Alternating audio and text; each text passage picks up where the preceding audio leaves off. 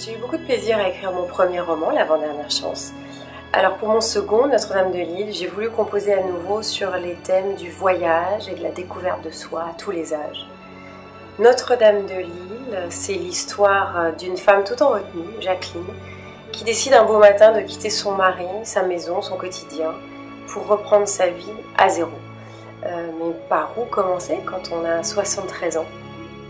Jacqueline se retrouve alors sur l'île Dieu, une île discrète au large de la Vendée, où habite une femme, Nan, dont elle était proche lorsqu'elles étaient adolescentes et qu'elle n'a pas vue depuis 50 ans. Mais Nan, entre-temps, est devenue un esprit libre avec la langue bien pendue, bousculant les habitudes corsetées de Jacqueline.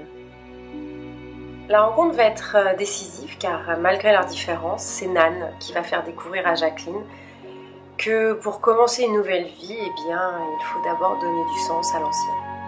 De fil en aiguille, les deux vieilles dames vont remonter le temps pour retrouver leurs 17 ans et tout ce qui s'y cache, les secrets de famille, des amours partis trop tôt, mais surtout des rêves enfouis, mais qui refusent de se taire. Et ce sont ces rêves de jeune fille que Jacqueline va essayer de faire briller à nouveau.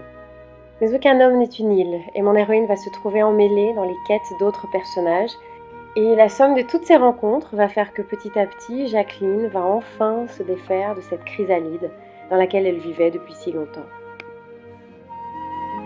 Pour moi, le point de départ de cette histoire, c'est l'île Dieu.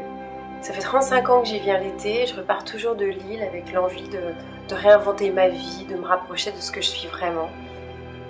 Il y a vraiment quelque chose sur l'île Dieu qui force à être soi-même, la lumière, le vent. D'ailleurs, je crois que Notre-Dame de Lille, je l'ai écrit un peu comme si je peignais une toile de l'île Dieu. Ce serait une aquarelle, avec des tons pâles et des nuances pastel et une palette de gris subtil. Et puis tout d'un coup, il y aurait des touches éclatantes de couleurs, de bleu, de rouge, de vert. Et ça, c'est les bateaux qui partent.